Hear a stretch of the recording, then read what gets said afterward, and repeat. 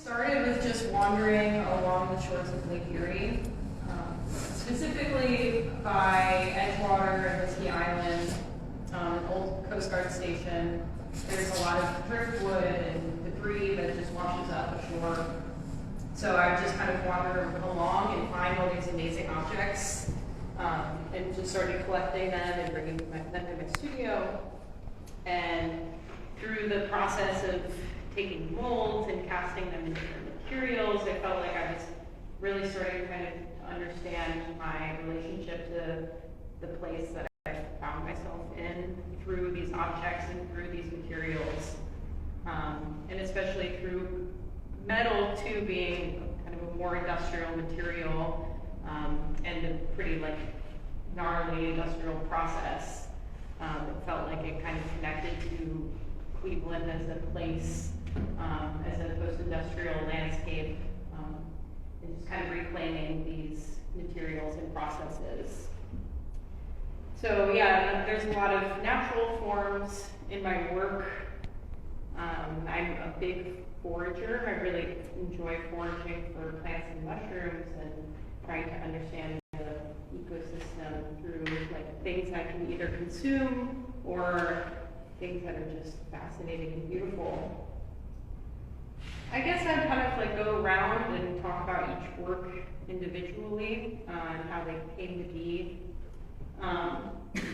So this piece is called Core, and it's not core like that kind of core that we just did, but porous and porous and pores of the skin, or in this case, this is a polypore mushroom.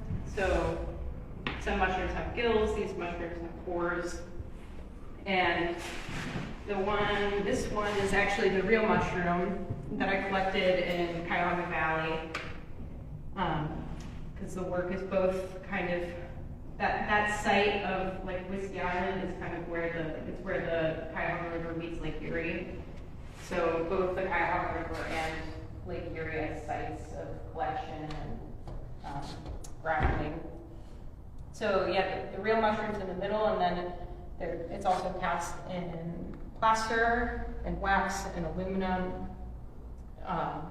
The work is very process-based, so those are all materials that kind of go into making the final form. And also the wax, I've also planned on casting these in glass too, and continuing material exploration. And then this is a piece of driftwood that I found in Lake Erie, and I just had it in my studio for a long time, and a lot of these things were just collecting and arranging and curating in my studio, so they've been through a lot of different iterations. They've, kind of been in different forms until I find the one that feels right for each of the objects. So yeah, the piece of driftwood has a layer of polyurethane on it, which kind of makes it look wet or shiny, or I got a response too that it looks almost fabricated, like it almost doesn't look like a real piece of wood, which is another thing I kind of like to play with. Is it real? Is it found? Is it fabricated? Just kind of to hold your attention for a little bit longer, really question what the material actually is and what the form actually is. So yeah, that ambiguity of material and form seems important. Yeah, and if anybody has any kind of questions as I'm talking, feel free to shout out too. Yeah. When you cast it in glass, will you add it to your It probably will be a new piece. I think this piece feels complete as it is. But yeah, I have some things that I would like to show you guys. This is what I'm working on next, and a lot of it has to do with glass. I've been kind of continuing these forms in glass, which is the medium that I studied at school. It's kind of the medium that I find the most challenging and rewarding. But I also love all materials. I love to play with everything. So, yeah, and I think core is such a beautiful word too, and I kind of love that P-O-R-E, P-O-U-R, kind of like that play. too. And it's just kind of related to the body as well, like the pores of a mushroom and the pores of your skin. Kind of beautiful word, so it felt appropriate in the piece. So yeah, the piece behind you guys, debris. So these are all pieces found again, kind of at the junction of the Cuyahoga River and Lake Erie, Sound Farm. Mushrooms, cast in aluminum and real mushrooms. A lot of very strange looking driftwood, like the one in the middle on the right. Kind of looks like coral, so when we talk about coral, almost looks like coral. And the one on the bottom left kind of has that black, I think it's faulting, which is kind of happening in the piece of wood over there. Just these bizarre happenings that I don't really fully understand yet. It's kind of, I'm starting to understand this natural phenomenon, but just kind of this awe-inspiring of these pieces that I stumbled upon. And also just so beautiful how the lake kind of churns everything and then makes it all look the same, look like it's kind of from the same material or of the same like weathering process. Yeah, so these pieces, I really wanted to just highlight the objects themselves the best I could, as simply as I could. So I would pour a block of plaster and then just stick the object directly into the plaster, and then I made the frames around them. And oh, you did the frames afterwards? yeah, the frames afterwards. Yeah, so that they're just like clean and crisp. It's beautiful. Thank you. Can you tell me about the object in the middle at the top? Yeah, so that's that's an aluminum cast of the one on the bottom. Oh, okay. Oh, yeah. And same with the piece of driftwood in the top left. That's the real one. Okay. And the bottom right corner is the cast one.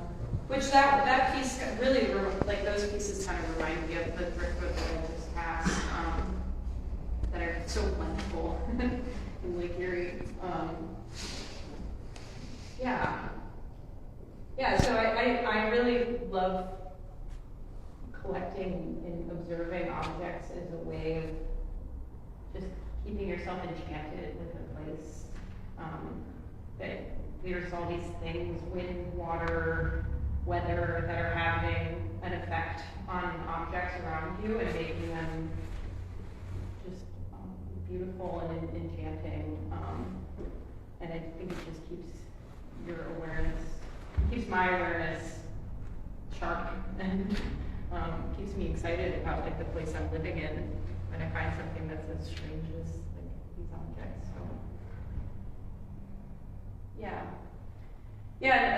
the title Debris, there's this woman, Jane Bennett, she wrote a book called Viral Matter, and I read it in grad school, and it's just kind of, there's a specific chapter in it that's always stuck with me. I believe the chapter's even called Debris.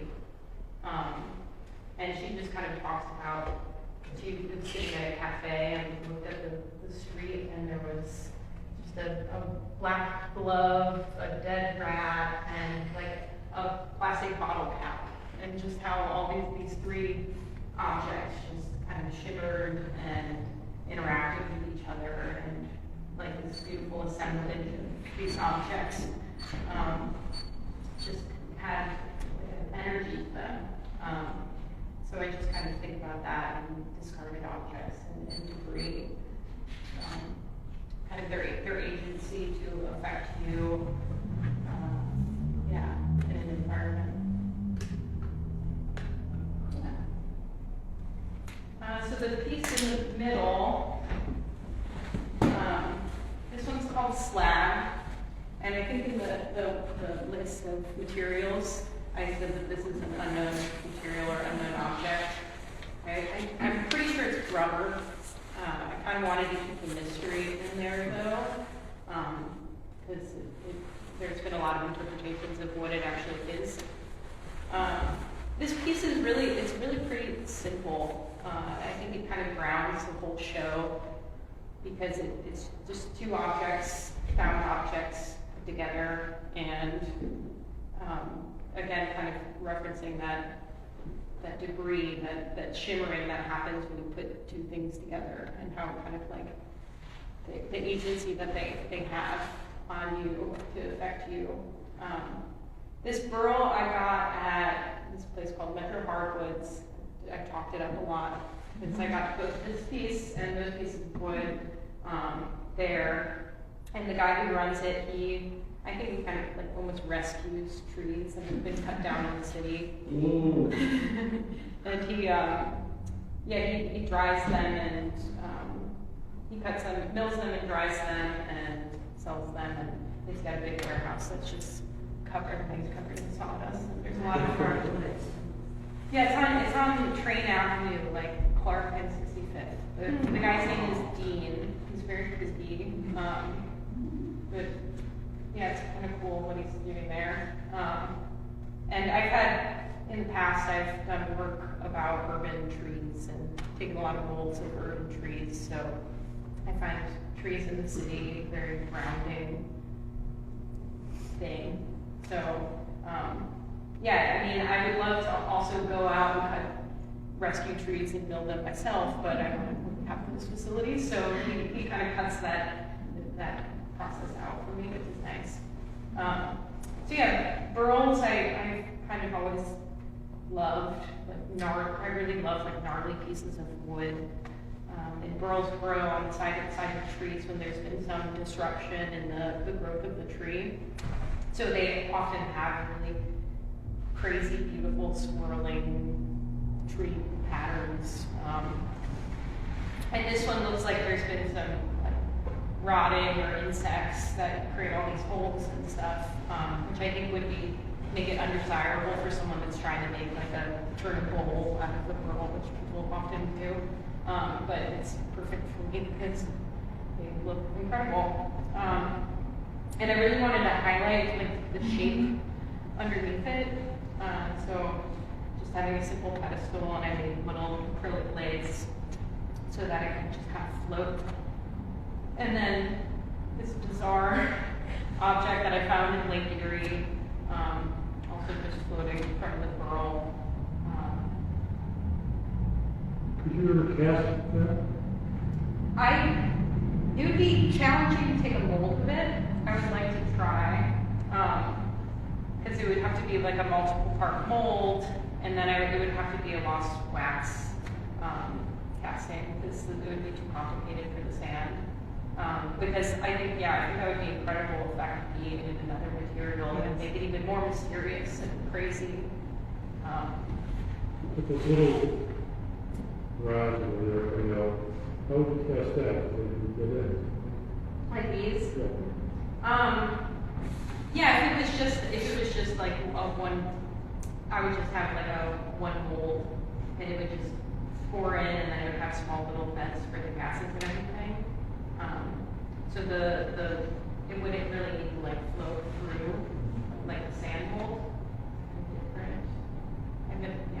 Are you saying lost wax? Yeah, so another way of doing metal casting is you do lost wax. So you have a wax object that you've either made from, like in my case, I have a lot of silicone molds, so I could pour hot wax into the silicone mold to make a positive of the original object, a wax positive.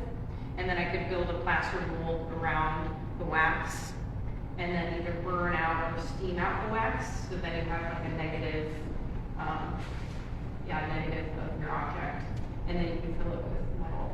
So I do that process for glass casting, glass kiln casting, and yeah, I really have become obsessed with this like translations of materials and processes, like going from, like, for example, I'll have a mushroom, and then I'll take a silicone mold of the mushroom, and then I'll have a wax of the mushroom, and then I can make a plaster, and then a metal one, and a glass one, and it just like has all these translations.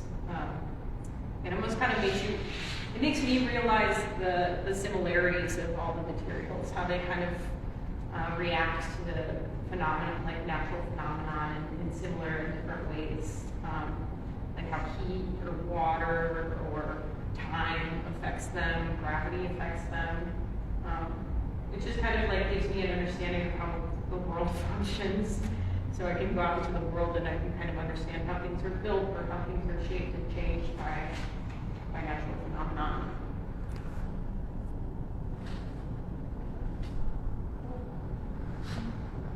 So these pieces, I've become pretty obsessed with Osage oranges. Very young.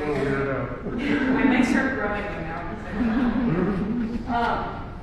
So yeah, Osage oranges, they grow in the Midwest and I think maybe in the South too. And they're bright green, they look like a brain. They're about this big.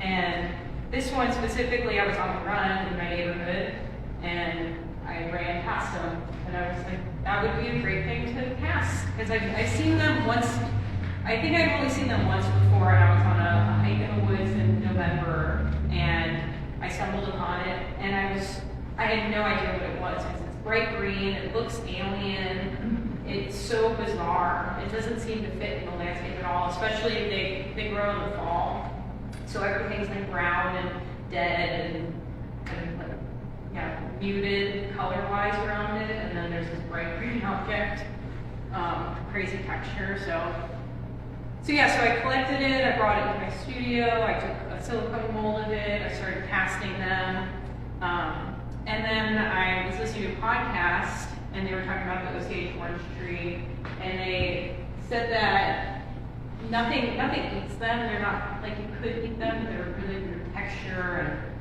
and they don't taste very good, so like deer don't eat them, squirrels don't eat them, but why does this tree produce this massive fruit that nothing eats?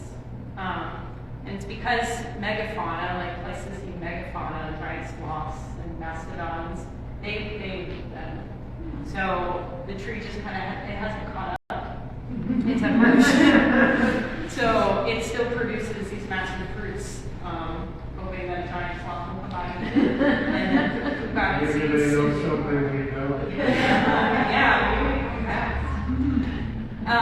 And it's one of the theories that it's humans that caused the extinction of those animals. It's once those humans interacted with those animals, they kind of killed them off. So I just think it's a really incredible story of like human interaction with the planet, and also the fact that these trees produce these reminders of a pre-human time. That I could be on a run in my neighborhood and stumble upon them, and it's something more ancient than humankind.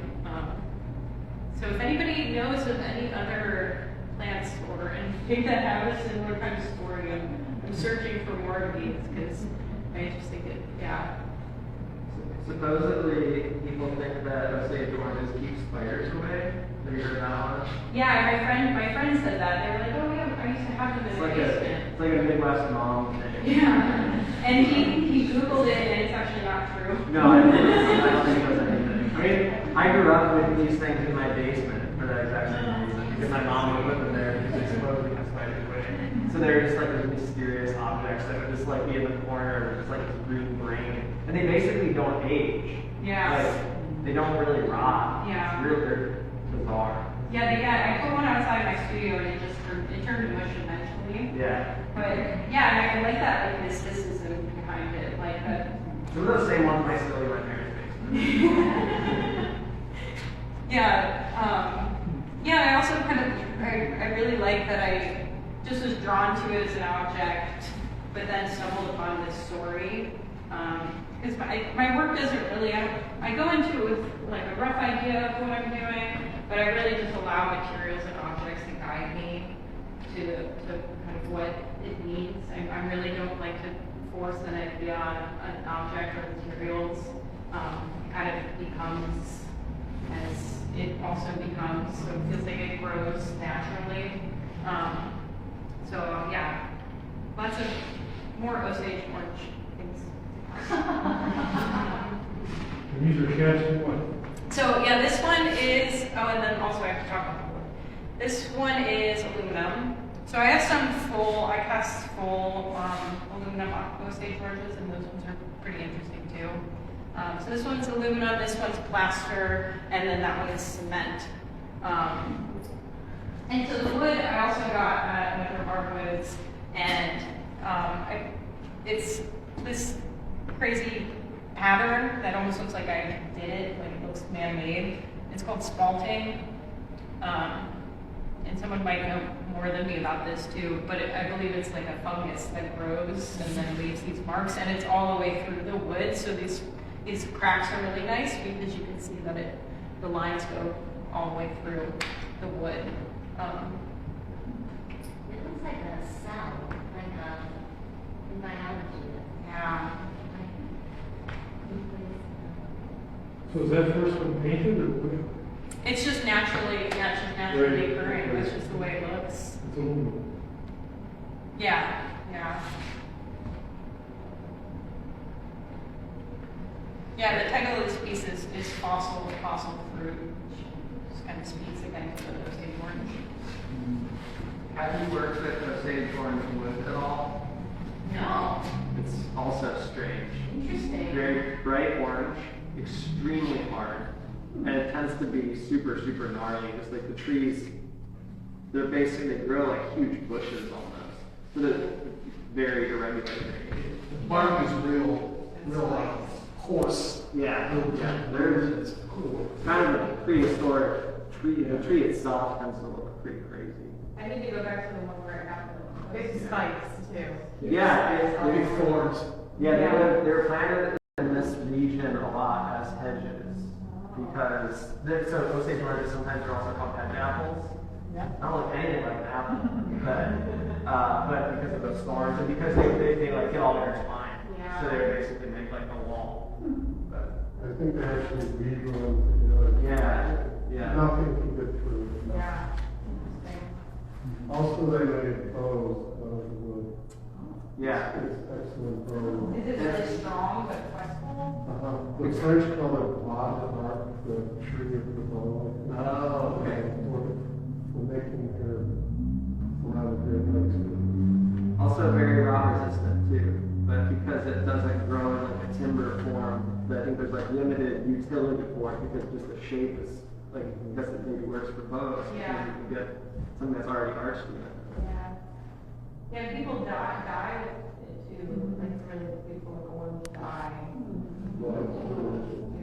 Studying the first couple of Yeah. how bright it is. Have you casted a whole sphere yet?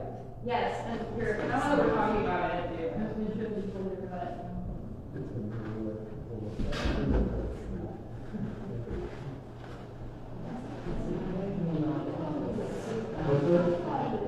Okay, so this is the next thing. I've been making glass Osage torches. It has a really weird texture. It's not going to cut you, but just be gentle with it. It's glass. Oh, okay. So it's a full glass Osage orange. Yes. Yeah. So yeah, I have like full aluminum ones, so I have 2 of those. The only thing is it has a part line, so it's really detail, like basically, but it has like that little one, which is really nice. But yeah, the glass ones are glass is just a crazy material. It's the only material that I find like that doesn't look like itself. It cannot look like itself, you know, like it can look like anything. It's so amorphous. So it's really an interesting material to play with. Yeah, did you make the hourglass too, I assume? Yeah, so that's only glass. No, I do a lot of glass things. It's only glass at the end of the show. So these pieces, these definitely were, these are almost my favorite pieces, I think because they were so challenging to make. I think a lot of this work I really learned a lot about hardware and just like constructing things and making them like structurally sound and And also like repeatable, like something that I could do again. It's not just a one-off. It has like a system that makes it work. So this is Among 1, 2, and 3. Also on the title Among, when I was going and walking along Lake Erie and collecting things, the Leonard Cohen song Suzanne came to my mind, and the line, she shows me where to look among the garbage and the flowers. She grabs me by the hand, leads me to the river, shows me where to look among the garbage and the flowers. So the original title was going to be Among Garbage and Flowers, but that didn't seem to be appropriate. Garbage and flowers are just kind of clunky words also. And there's garbage but no flowers in the show. So I chopped off that part and just left Among, which is also just like a strange word to say. It has such like a weight to it. Among. And also that I exist among and with all of these objects and things. Yeah. So these pieces I actually milled this wood myself. Summer 2020, I was at a residency sculpture space in Utica, New York, and there was a big oak tree that had fallen in front of this old psych center, and it was kind of like everybody knew about these big oak trees in front of them. And the residency directors took us on a tour of Utica. Then we went to the old psych center, and we saw that the trees had fallen. Like there was like a big storm, and they were chopping it up. And so I went up to the guys and asked them if I could have one of the big logs. So they said yes. So we went and picked up the log the next day, brought it into the studio, and the studio had a crane, like a ceiling crane. So we were able to bring it in, and they also had a chainsaw mill. So I used a chainsaw mill and got to cut up this wood. So that was a really awesome experience to see this wood go from tree to usable wood. It was just a really awesome learning experience for me. So this wood was actually used in a previous piece that I made two pieces I made at Sculpture Space, and then I repurposed them for this work.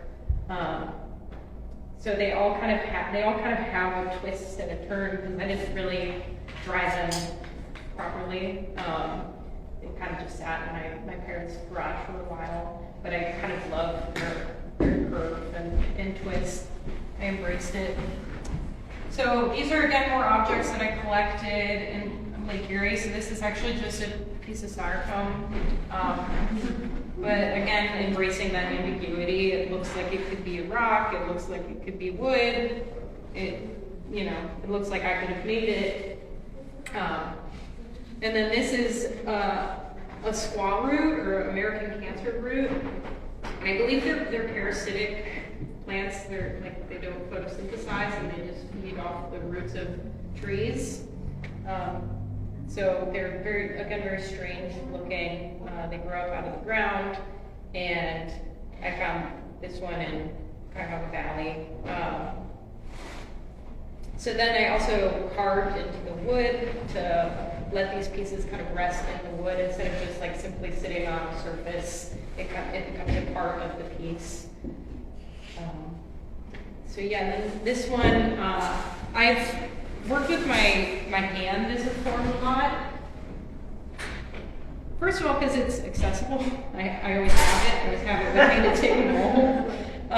But also my hands are really gnarly and wrinkly. They've been my whole life. I even did like a painting in high school with my hands because they're just really strange.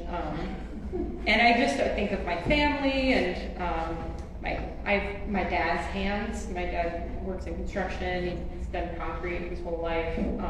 He has these very gnarly sausage fingers, and they're dry and cracked. And if you look at my hands and his hands, I have the same hands.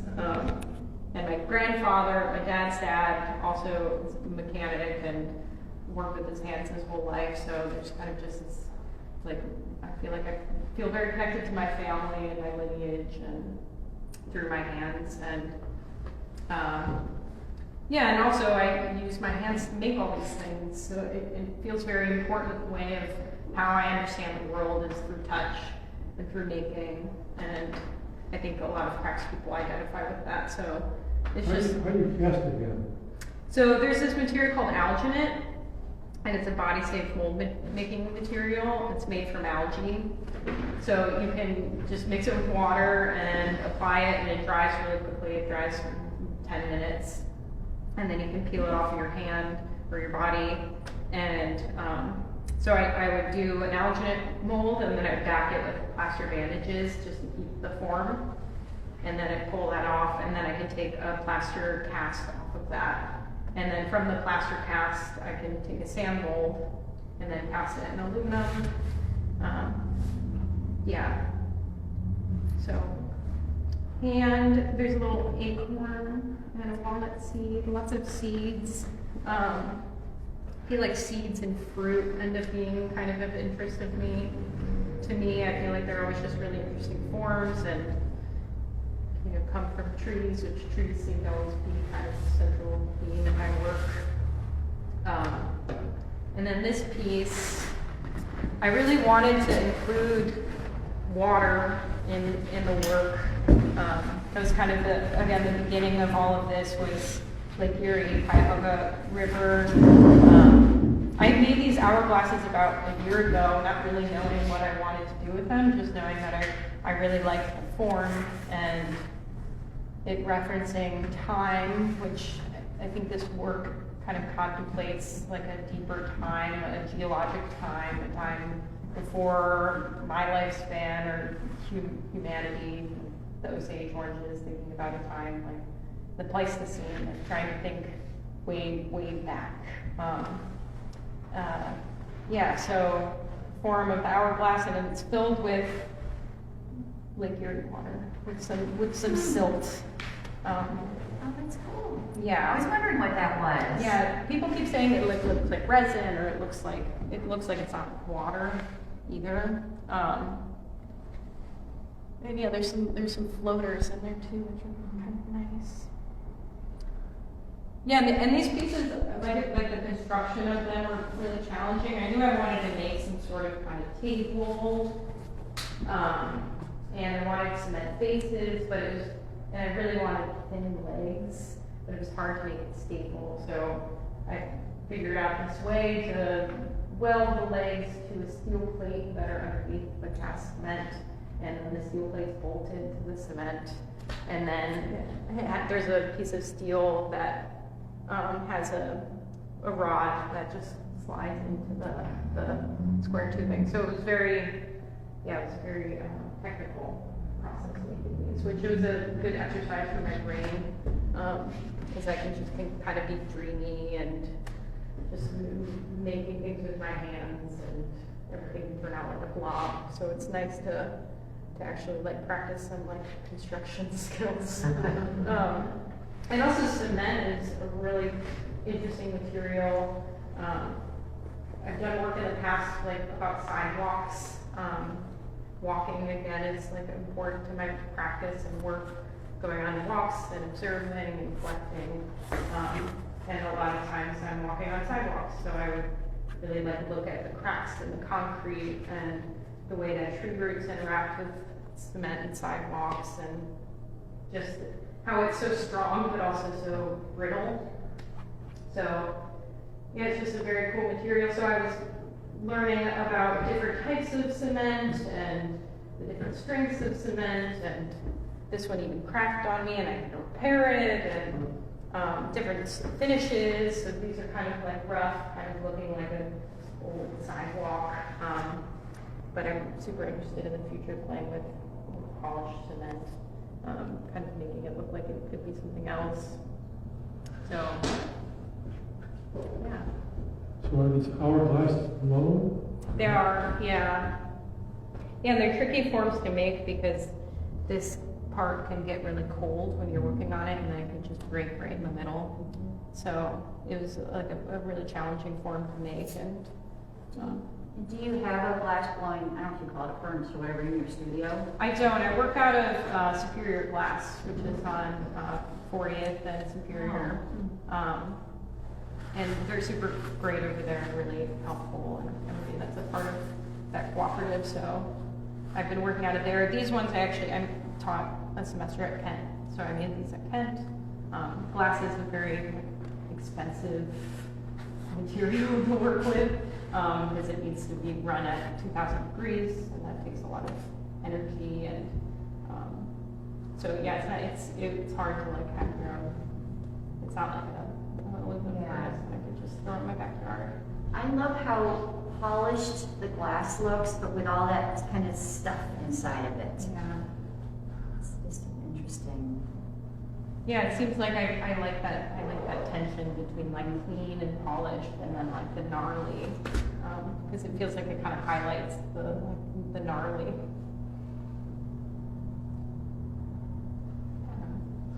Yeah, and I have some other random little things that I brought that I've been working on that I thought I might share. So this originally was a mushroom, and then I made a silicone mold of the mushroom, and then I cast a wax mushroom, and then I made a plaster mold of the wax that looked just like this aluminum one. So I made a plaster mold from the wax, and then I made a sand mold from the plaster mold, and then I cast it in aluminum. And then I take it into the glass studio and I put glass inside of it to make a glass mushroom. So it goes from mushroom, silicone, wax, plaster, what was the next one? Sand, aluminum, then finally glass. So this is that was like my first rough one that I made in that. That I made. So it's aluminum melts. Yeah. It's just very quick. It's like in and out. Because at first I didn't think I could make aluminum molds for glass, but then I realized I can, and people do. So, and it doesn't even. I made it super thick. It doesn't even really need to be this thick. It looks cool though. Yeah, it's really funny. So this was like a huge, like this one, it works okay. I can't really blow into it. It didn't really work for blown stuff, but it worked for the solid thing. So there's that, and then yeah, that's a glass, that's like film cast squaw root. So just like the one over on the table. I'm just gonna look up the plant because I cannot even picture it. It reminds me of the flowers on the, no, the tulip tree.